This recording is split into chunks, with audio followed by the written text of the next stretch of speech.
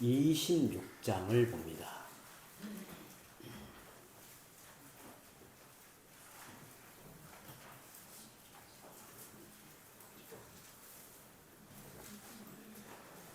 하나님의 말씀 창세기 26장 12절에서 31절까지 함께 교독합니다. 이삭이 그 땅에서 농사하여 그의 100배나 얻었고 여호와께서 복을 주심으로 그 사람이 장대하고 왕성하여 마침내 거부가 되어 양과 소가 떼를 이루고 종의 심이 많음으로 블레셋 사람이 그를 시기하여 그 아버지 아브라함 때에 그 아버지의 종들이 판 모든 우물만 흙으로 메웠더라. 아비멜렉이 이삭에게 이르되 너가 우리보다 크게 강성한즉 우리를 떠나라. 이삭이 그곳을 떠나 그랄 골짜기에 장막을 치고 거기 거류하며 그 아버지 아브라함 때 팠던 우물들을 다시 봤으니 이는 아브라함이 죽은 후에 블레셋 사람이 그 우물들을 메웠습니다. 이삭이 그 우물들의 이름을 그의 아버지가 부르던 이름으로 불렀더라. 이삭의 종들이 골짜기를 가서 샘 근원을 얻었더니 그날 목자들이 이삭의 목자와 다투어 이르되 이 물은 우리의 것이라 하매 이삭이 그 다툼으로 말미암아 그 우물 이름을 에색이라 하였으며 또 다른 우물을 팠더니 그들이 또 다툼으로 그 이름을 신나라 하였습니다. 이삭이 거기서 옮겨 다른 우물을 팠더니 그들이 다투지 아니하였으므로 그 이름을 르호봇이라 하여 이르되 이제는 여호와께서 우리를 위하여 넓게 하셨으니 이 땅에서 우리가 번성하리로다 하였더라. 이삭이 거기서부터 브엘세바로 올라갔더니 그 밤에 여호와께서 그에게 나타나 이르시되 나는 내 아버지 아브라함의 하나님이니 두려워하지 말라. 내 종 아브라함을 위하여 내가 너와 함께 있어 너에게 복을 주어 내 자손이 번성하게 하리라 하신지라. 이삭이 그곳 제단을 쌓고 여호와의 이름을 부르며 거기 장막을 쳤더니 이삭의 종들이 거기서도 우물을 팠더라. 아비멜렉이 그 친구 아우삿과 군대장관 비골과 더불어 그랄에서부터 이삭에게로 온지라. 이삭이 그에게 너희가 나를 미워하여 너희 그들을 떠나게 하였거늘 어찌하여 내게 왔느냐. 그들이 이르되 여호와께서 너와 함께 계심을 우리가 분명히 보았으므로 우리의 사이 곧 우리와 너희 사이에 맹세하여 너와 계약을 맺으리라 말하였노라. 너는 우리를 해하지 말라. 이는 우리가 너를 범하지 아니하고 선한 일만 하게 하여 내가 가만히 가게 하였습니다. 이제 너는 여호와께 복을 받은 자니라. 이삭이 그들을 위하여 잔치를 베풀매 그들이 먹고 마시고 아침에 일어나 서로 맹세한 후에 이삭이 그들을 보내매 그들이 평안히 갔더라. 아멘. 지금 중동에서는 이스라엘과 하마스의 전쟁이 확전일로의 위기에 치닫고 있습니다.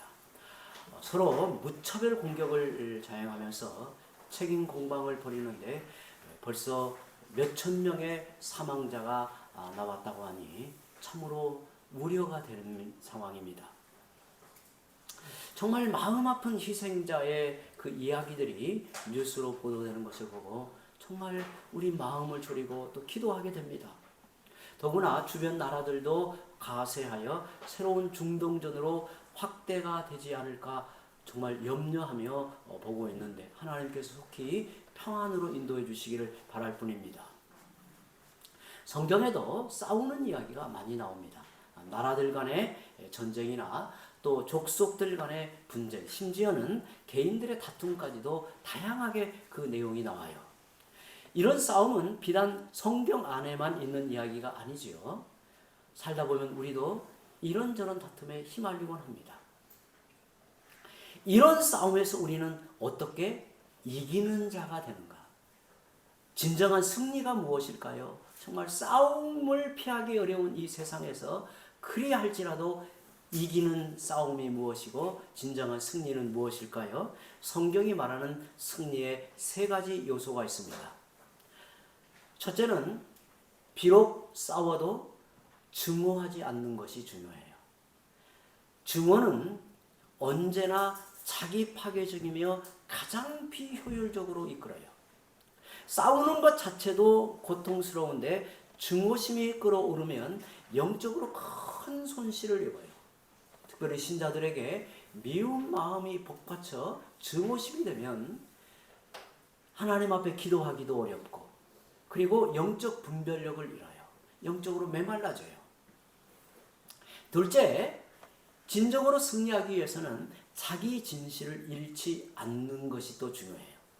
상대방의 비방이나 공격이 이어질 때 사람들은 자기 진실을 잃어버리기 쉽습니다. 너가 그리하는데 나라고 못할 줄 알아? 내가 참고 가만히 있으면 사람들이 나를 바보로 알겠지? 라고 생각을 합니다. 하지만 그러면 정말 지고 맙니다. 다른 사람이 어떠하든지 상황이 어떠하든지 신자로서 진실함을 잃지 않는 게 중요합니다. 셋째, 싸우지 않고 이기는 것이 중요하죠. 달리 말하면 적들이 화평을 원하게 만드는 것입니다. 성경은 원수라도 화목하게 지내는 것이 최고의 승리라고 말해요. 우리가 하나님의 은혜를 입고 그 은혜를 누리며 살 때 모든 사람들과 화평하게 지내는 길이 열립니다. 살아가면서 무엇보다 하나님의 은혜를 힘입고 살아가시기를 바랍니다. 우리가 이삭의 생애를 살펴보려고 할 때 중요한 말씀이 창세기 26장입니다. 이 말씀 안에 우리가 말씀을 깊이 살펴보면 이삭의 신앙과 인격이 드러나고 그의 영적 성향과 삶의 특징이 잘 나타나 있습니다. 이삭은 부모로부터 축복이 계승된 대표적인 인물이죠. 그가 엄청난 복을 받은 이유가 무엇일까? 생각해보면 그 하나가 모리아 산에서 아버지 아브라함이 그를 제물로 바치려 할 때 자기를 맡기면서 순종했던 일이 아마 하나님께서 그를 복되게 하셨을 거라고 생각해요. 또 하나가 창세기 26장에 그 이유가 나옵니다. 오늘 본문에 12절에서 15절을 우리 다시 한번 읽습니다. 이삭이 그 땅에서 농사하여 그해 100배나 얻었고 여호와께서 복을 주심으로 그 사람이 창대하고 왕성하여 마침내 거부가 되어 양과 소가 떼를 이루고 종이 심이 많으므로 블레셋 사람이 그를 시기하여 그 아버지 아브라함 때 그 아버지의 종들이 판 모든 우물을 막고 흙으로 메웠더라.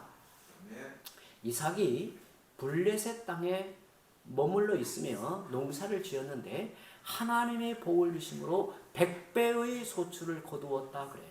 그런데 창세기 26장 초반에 보면 그 당시에 흉년이 들어 다들 어려운데 유별나게 이삭은 엄청난 복을 받았다는 거예요.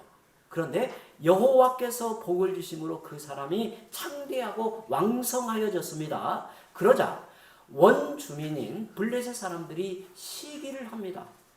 그들은 아버지 아브라함 때 판 모든 우물을 막아버리고 흙으로 메워버렸어요. 이삭의 우물을 메워버린다는 것은 두 가지 의미를 갖습니다. 하나는 싸움을 걸어온 거예요. 또 하나는 이 지역을 떠나라는 최후 통첩을 나뉜 겁니다. 빨리 떠나지 않으면 너희와 전쟁을 벌이겠다라고 하는 이 선언이 우물을 메워버리는 거예요. 마침내 블레셋 왕 아비멜렉이 이삭에게 요구합니다. 16절에 아비멜렉이 이삭에게 이르되 너가 우리보다 크게 강성한즉 우리를 떠나라. 너희가 우리보다 강성하면 안 되니 여기를 떠나라고 요구합니다. 이런 황당한 일이 어디에 있습니까? 지금 우리의 이 국가 이런 관계에서는 이해하기 어렵지만 그 당시에는 특별히 국가의 이런 경계가 없습니다. 그래서 큰 족속, 가문이 어느 자리에 터를 잡고 살아가면 거기에 이제 진영이 세워지게 되는데 그곳이 블레셋 진영이었다는 거예요. 근데 거기에 이 이삭이 하나님의 복을 받아 크게 번성하자 위기를 느끼고 나가라는 거예요. 마치 이와 같은 거예요. 어디에 새를 들어 장사를 하는데 장사가 잘 돼요. 그러면 보통 어떻게 합니까? 이제 그 자리를 차지하기 위해서 주인이 나가라! 이런 거하고 비슷하게 지금 나가라는 거예요. 이런 황당한 일이 어디 있을까요? 더군다나 팔레스타인의 우물은 우리가 생각하는 우물과 다릅니다. 아주 깊이 파야만 물의 근원을 찾을 수가 있습니다. 우물을 깊이 파려면 엄청난 노동력이 필요합니다. 그리고 깊은 우물이 무너지지 않도록 돌을 쌓아 올려야 이게 우물이 만들어져요. 저는 어릴 때 저희 집 바로 옆집에 우물을 파는 광경을 본 적이 있는데 그 마을 사람들이 다 모여서 우물을 옛날에는 어떻게 파냐면 여기 지역은 어떤지 모르겠는데 제가 살던 곳은 우물을 어떻게 파냐면 그냥 땅을 파고 들어갑니다. 사람이 땅을 파고 그리고 물이 나올 때까지 계속 파고 들어가서 물이 나오면 물길이 잡히면 이제 돌을 쌓아 올려요. 그래서 우물을 만들어 올립니다. 그리고 가장 마지막 윗부분은 이 콘크리트로 이 모양을 만드는 거예요. 그래서 우물을 판다라고 하는 것은 쉬운 일이 아니에요. 저희 집안에도 우물이 있었습니다. 그런데 저희 집안의 우물은 이 폭이 좁았어요. 좁은데 굉장히 깊었습니다. 제가 어릴 때 그 우물을 깊이 들여다보면 이게 그 현기증이 느낄 만큼 이런 정도 깊은 우물이었어요. 그런데 저희 아버지가 이 우물에 뭔가 문제가 생기면 그 돌을 발을 이렇게 하고 타고 내려가요. 굉장히 무섭게 보이더라고요. 왜냐하면 이게 어그러지면 어떻게 될까 생각이 드는데 그렇게 들어가서 다시 우물을 고치기도 해요. 그런데 팔레스타인에서 우물을 판다라고 하는 것은 이것은 엄청난 수고가 필요했어요.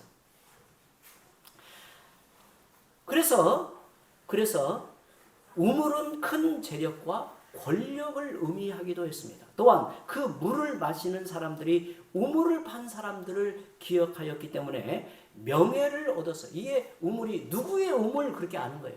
우리 말씀에도 그러잖아요. 아브라함의 우물이라는 말은 아브라함 때 그의 종들이 봤다는 말이에요.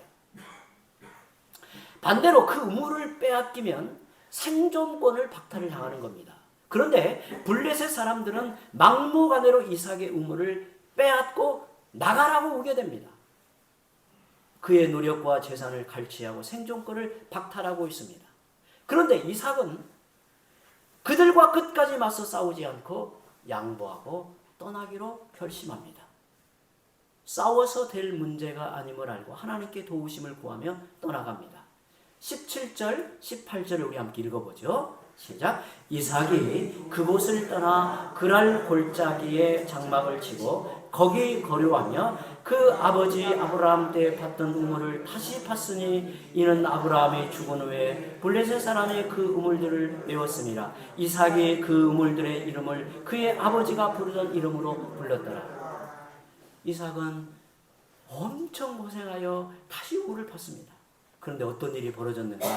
20절 21절 또 읽어봅니다. 그랄 목자들이 이삭의 목자와 다투어 이르되 이 물은 우리의 것이라 하며 이삭이 그 다툼으로 말미암아 그 우물 이름을 에색이라 하였으며 또 다른 우물을 팠더니 그들이 또 다툼으로 그 이름을 신나라 하였으며 이번에도 말썽이 생겼어요. 그랄 목자들이 와서 우물을 또 빼앗으려고 합니다.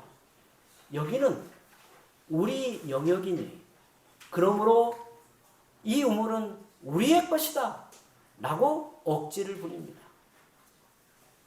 이 정도 되면 보통 사람 같으면 어떨까요?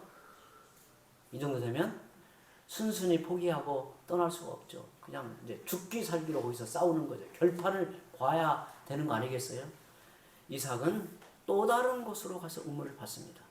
그런데 블레셋 사람들이 거기에까지 또 따라왔어요. 얼마나 다투었는지 우물 이름을 신나라고 지었어요. 이 신나라는 말은 다투고 싸우다라는 뜻이에요. 우물 이름이 점점 원색적으로 변해갑니다. 괴롭히는 블레셋 사람들의 행태가 점점 더 포악해져 가요. 이삭은 양보하고 또 떠납니다. 그리고 22절에 어떻게 하나님이 인도하셨는가? 22절 또 읽어봅니다. 이삭이 거기서 옮겨 다른 우물을 팠더니 그들이 다투지 아니하였으므로 그 이름을 르호봇이라 하여 이르되 이제는 여호와께서 우리를 위하여 넓게 하셨으니 이 땅에서 우리가 번성하리로다 하였더라. 이삭은 다른 곳으로 가서 또 우물을 팠는데 엄청난 물 근원을 발견합니다. 생수가 터져 나왔어요. 그래서 그곳 이름을 르호봇이라고 이름을 짓습니다. 르호봇이라는 뜻은 넓다, 충분하다, 차고 넘치다 이런 말이에요. 이삭은 어렵고 힘든 우물 파는 일을 거듭했습니다. 하지만 그때마다 대적하는 자들이 쳐들어왔습니다. 그러면 이삭은 그들에게 양보하고 다른 곳으로 떠나갔습니다. 이삭은 가는 곳마다 우물을 팠습니다. 이삭의 별명이 우물을 파는 사로 불릴 정도였습니다. 여러분, 그가 왜 우물을 파놓고 자기 소유권을 주장하여 끝까지 싸우지 않고 그들에게 양보하고 떠났을까요? 여기서 우리는 알아야 할 것이 있습니다. 이삭이라고 어찌 억울하고 분하지 않았겠습니까? 그들이 떠나라고 우겨대니 아무 말도 못하고 쫓겨난 것입니까? 그렇지 않아요. 이삭이 약간 바보 같은 사람이어서 그런 게 아니에요. 이삭은 기도하는 사람이었어요. 그는 매 순간 기도했을 것입니다. 언제나 간절히 기도하고 열심히 우물을 팠습니다. 광야에서 물 근원을 찾는 일은 사막에서 바늘을 찾는 것과 같다는 거예요. 당시에 그렇게 어려운 일이었다고 해요. 그런데도 이삭이 파는 곳마다 샘물이 터졌습니다. 이것은 우연이 아니죠. 이건 엄청난 기적이었어요. 그는 많은 식소를 데리고 움직여야 할 때마다 하나님께 간절히 기도합니다.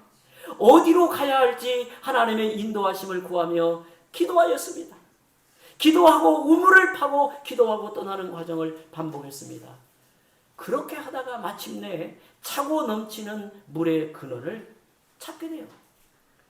르호봇이 터진 후에 이삭이 얼마나 감격했는지 그곳에 제단을 쌓고 여호와의 이름을 부르며 거기에 장막을 쳤다고 말합니다. 지나온 걸음이 얼마나 힘들고 고달팠겠습니까? 이사할 때마다 마음을 졸이고 우물을 파는 이삭의 심정이 어찌했겠어요? 하나님이 그에게 말씀하십니다. 24절에 보면 그 밤에 여호와께서 그에게 나타나 이르시되 나는 너의 아버지 아브라함의 하나님이니 두려워하지 말라. 내 종 아브라함을 위하여 내가 너와 함께 있어 너에게 복을 주어 너의 자손이 번성하게 하리라 하신지라. 하나님은 이삭을 위로해 주십니다. 블레셋 사람들과 싸우지 않고 하나님만 바라보고 우물을 판 것이 잘한 일이었다. 그를 칭찬해 주십니다. 성도 여러분, 우리는 자기 힘을 주로 어디에 쏟고 살아가는 것 같습니까? 가만히 생각해 보면 우리는 싸우고 갈등하고 고심하고 염려하고 대책을 세우는데 우리의 삶의 에너지를 너무나 많이 쓰고 있습니다. 그런데 이삭은 자신의 모든 힘을 하나님을 바라보고 기도하며 내 눈앞에 주어진 현실 속에 묵묵히 우물을 파는 일에 힘을 쏟았어요. 이것을 하나님이 기뻐하게 보셨다는 거예요. 이삭은 하나님의 음성을 듣고 자신이 지금 어디에 있는가를 알게 됩니다. 그는 어느새 부엘세바까지 이르게 됩니다. 그는 본래 이곳으로 오려고 했던 것은 아닙니다. 밀려서 가다 보니 여기에까지 이르게 된 거예요. 만약 이런 일이 없었다면 그는 거기에 이르지 못했을 겁니다. 하나님이 대적하는 자들을 통해서 그가 평생 살아가야 할 곳으로 인도하셨습니다. 이삭은 남은 인생을 그곳에서 살아가게 됩니다. 사실 신자들의 걸음이 이러한 면이 많습니다. 때로는 고달픈 인생 걸음에서 낙심도 되고 괴롭기도 하고 고달프기도 하고, 그런데 그때 하나님을 바라보고 내게 주어진 일을 묵묵히 성실하게 감당할 때 가다 보면 하나님께서 내가 이룰 곳으로 인도해 가시는 거예요. 가장 복되고 나의 모든 것을 펼쳐 주의 은혜를 누리며 살아갈 곳으로 나의 걸음을 인도해 가시는 거예요. 그런데 더 놀라운 일이 생겼습니다. 28절에서 29절을 보면 우리 같이 한번 또 읽어봅니다. 28절 29절입니다.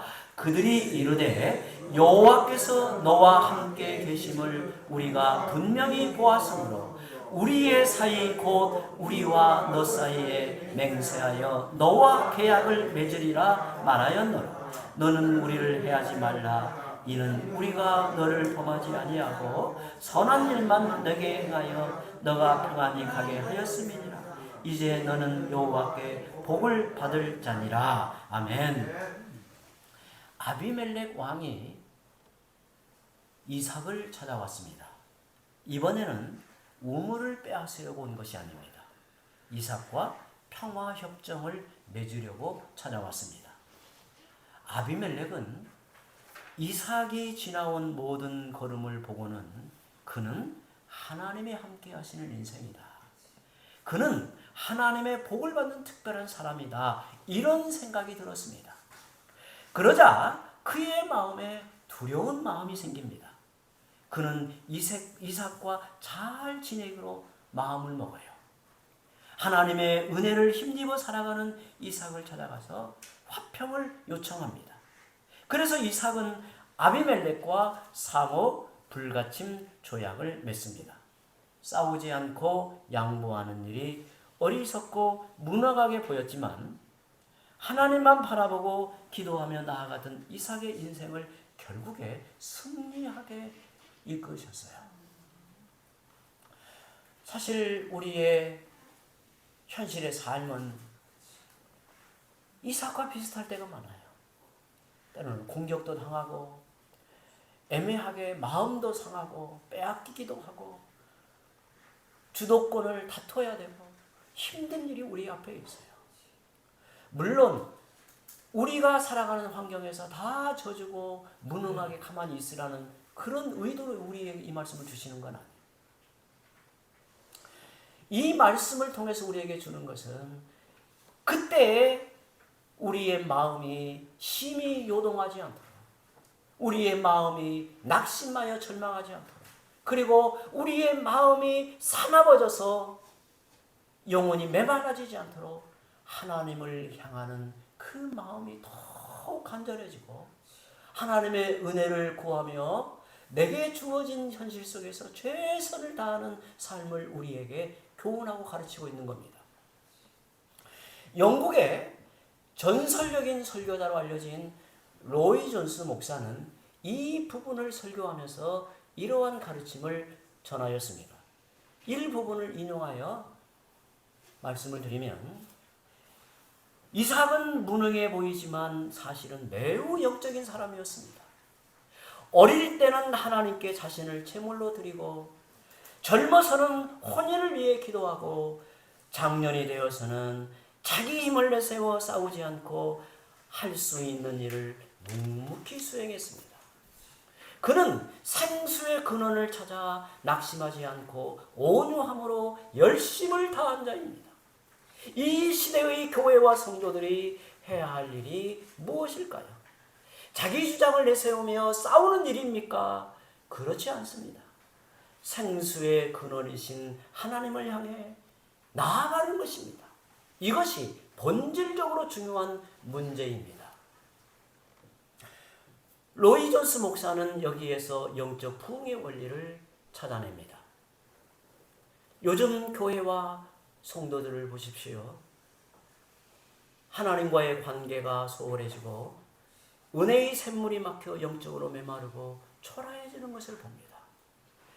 이삭이 블레셋 사람에게 일방적으로 당했듯이 교회가 세상 사람들에게 일방적으로 매도당하고 있습니다. 이럴 때 우리가 해야 할 일은 무엇일까요? 제도의 개혁이나 체제의 변화가 아닙니다. 우리의 세력을 키우고 발언권을 높이고 싸우는 것이 아닙니다. 가장 시급하고 중요한 일은 근본으로 돌아가는 것입니다. 생수의 근원이신 하나님을 향해 나아가는 것입니다. 참으로 문제 해결의 원천이신 하나님 안을 붙드는 것입니다. 그래서 막혔던 우물이 다시 회복되고 그 아래서 생수를 만나야 합니다. 이것이 부흥의 비결이라고 가르치고 있습니다. 여러분, 부흥의 비결은 이를 악물고 싸우는 것이 아니라 하나님을 바라보고 믿음의 선진들이 팠던 우물을 다시 파는 것입니다. 생수의 근원이신 하나님을 바라보고 오직 은혜를 구하는 것입니다. 그래서 우리 영혼의 생수가 넘치게 하는 것입니다. 그것이야말로 내 영혼이 사는 길이요 진정한 부흥의 비결임을 확신하시기를 바랍니다. 라틴어에 아드 폰테스라는 말이 있습니다. 이 말이 하도 유명하여 읽어보신 분도 있을 거라고 생각합니다. 이 말은 근원으로 돌아가자라는 말입니다. 그런데 이 말이 사실은 라틴어 성경에 나온 한 어구를 그대로 옮긴 거예요. 이 말이 시편 42편 1절에 사슴이 시냇물을 찾기에 갈급함 같이 우리말로 번역이 되었는데, 이 말이 사슴이 시냇물의 근원을 찾기에 갈급함 같이 해서 이 부분 중에 하나를 아드폰테스를 그대로 옮겨온 말이에요. 그런데 이 말을 종교개혁자들이 표어로 삼았던 말입니다. 유명한 말이에요. 종교개혁자들이 중요하게 표어로 삼았던 말이에요. 믿음의 선진들은 바로 여기에서 영적 부흥의 원리를 발견했습니다. 생수의 근원이신 하나님께 돌아가는 것, 이것이 참된 부흥의 비결입니다. 여러분, 이삭의 입장이 되어 보십시오. 그가 너무도 억울하고 황당한 순간에 어떻게 기도했을까요? 아마도 이런 기도가 아니었을까요? 하나님, 저에게 샘물을 주옵소서. 우리 가족과 양들이 먹고 마실 물을 주옵소서. 주님이 샘물을 주시지 않으면 우리는 이 광야에서 살아갈 길이 없습니다. 우리에게 우물은 생명줄임에도 블레셋 사람들이 그것을 막고 빼앗아갑니다. 우리에게 넘치는 샘물을 주옵소서. 우리에게 넉넉히 마실 물을 주옵소서. 하나님께 그렇게 은혜를 구하면서 그 광야길을 나아갔다는 거예요. 얼마나 막막하였겠어요. 다시 우물을 판다는 것이 험난한 일뿐만 아니라 우물을 찾는다는 가망성도 너무나 어려운 상황에서 다시 우물을 파야 했던 이삭의 심정이 어찌했을까요? 그는 하나님을 바라본 거죠. 이삭은 절실하게 기도하며 눈물을 흘렸을 것입니다. 이때의 눈물은 은혜의 마중물이라 할 수 있습니다. 생수가 터져 나오려면 먼저 내 안에 눈물이 흘러나야 합니다. 하나님의 말씀을 읽고 묵상할 때, 우리가 요즘 신약 성경을 함께 읽어갈 때 어느 말씀 구절 앞에서 내 눈에 눈물이 고이고 내 마음이 적셔질 때, 그때 생수가 열리고 샘물이 열리는, 이삭이 드린 기도를 떠올리며 기도하는데 저도 목이 메었습니다. 이것이 바로 목마른 영혼이 하나님께 드려야 할 기도인 겁니다. 지금 우리는 영적으로 메마른 시대를 살고 있습니다. 최근 몇 년 동안의 한국교회는 영적으로 너무도 힘든 시절을 보내고 있습니다. 우리는 시골이라는 이 환경의 교회이기 때문에 정말 이렇게 엄청난 이 영적인 현실이 와닿지 않을 수도 있겠지만, 지금 한국교회의 현실은 참으로 메마르고 팍팍한 광야길을 걸어가고 있는 상황입니다. 이런 상황에서 우리가 살 길은 무엇일까요? 영혼이 메마르고 곤고한 문제를 해결하는 길이 무엇일까요? 물 근원의 우물을 깊이 파는 것입니다. 그러면서 이삭이 했던 기도를 드려야 합니다.